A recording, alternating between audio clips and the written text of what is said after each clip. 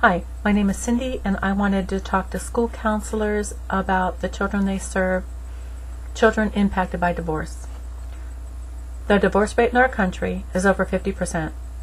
Studies show that 25% of the 50% of children involved in a divorce are pressured by a revengeful parent, and often other family members, to align with them and totally reject their once loved or target parent, a phenomenon called parental alienation. In severe cases, parental alienation is emotional child abuse. If you're not familiar with the term parental alienation, turn your thoughts towards bullying. Everybody knows about bullying, and hopefully you'll be able to make a distinct connection. Many schools have a bullying prevention program. One such program is Obvious. Hopefully you can begin to understand the correlation between bullying and parental alienation as I read through the description of the Obvious program. A person is being bullied when he or she is exposed repeatedly over time to negative actions on the part of one or more other persons. Negative action is when a person intentionally inflicts injury or discomfort upon another person through physical contact, through words, or in other ways. Note that bullying is both overt and covert in action. The following are examples of bullying behaviors. Remember, bullying is a pattern of behavior that is repeated over time against the same person with a noted power differential. Number 1, saying hurtful and unpleasant things. Alienating parents will consistently say hurtful and unpleasant things about the target parent to the child. Making fun of others. The same is true here. The alienating parent will make fun of the target parent, and the child often chimes in as well. Using mean and hurtful nicknames. Not only will the alienating parent use mean and hurtful nicknames, the child will too. And worse yet is the child starts to refrain from calling their target parent mom or dad. Completely overlooking somebody or deliberately excluding somebody from a group or a friend. Alienating parents will do whatever they can to hide information from the target parent. Often they have the child do so as well. And then they'll tell the child, your mom or dad doesn't care about you. Look, she never comes to your school functions. When in essence that parent did not know that there was an event going on. Spreading false rumors, telling lies. This is often done with alienating parents.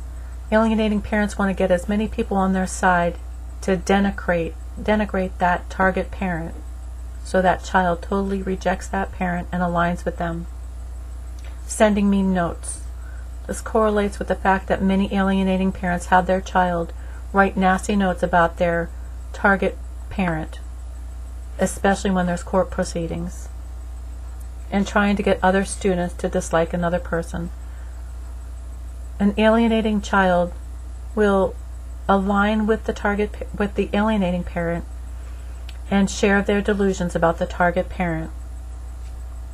So what can you do as a counselor? Prevention intervention is part of your job description.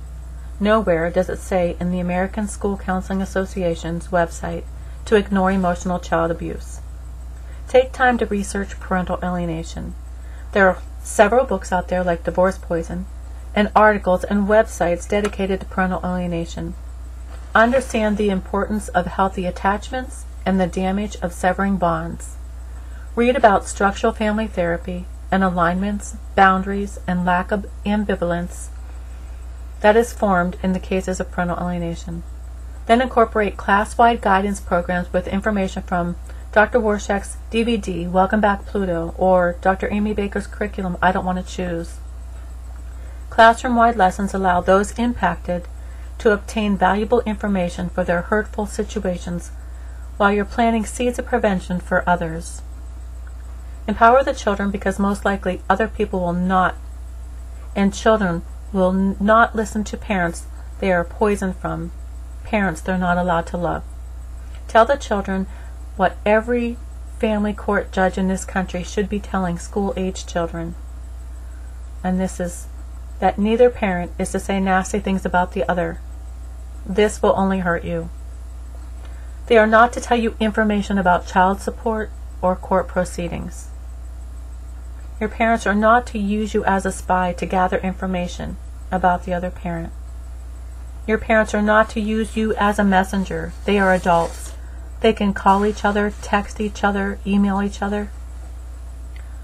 You do not have to choose one parent over the other. This puts so much pressure on you. You should be able to be loved by and love both parents and spend your childhood being a child. These few bullet points will help empower the children in a healthy way and help prevent the unhealthy alignments that too often occur in the lives of children of divorce.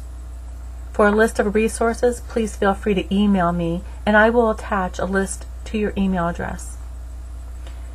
It perplexes me that every day physically abused children are reunited with their abusive parents because that's the goal. But alienating parents continue to win sole custody of children through brainwashing and the manipulation of the court system, while the left-behind parent, who has done nothing but love and care for their child, is left grieving over the child who refuses to have a relationship with him or her. Even though one cannot physically see the damage that is done to these children, alienation leaves deep emotional scars. Children can harbor angry, hateful feelings for a lifetime, never reuniting with their once loved parent unless there is healthy intervention by a counselor who understands parental alienation and structural family therapy.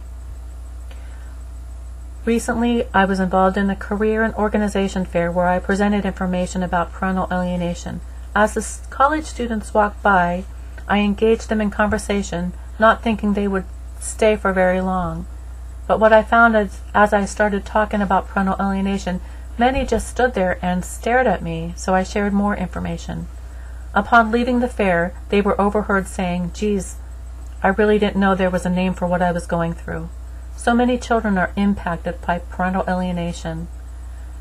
We need to step up to the plate and try to prevent the emotional abuse that this has on children. Please help. Also visit www.paawareness.org. Thank you.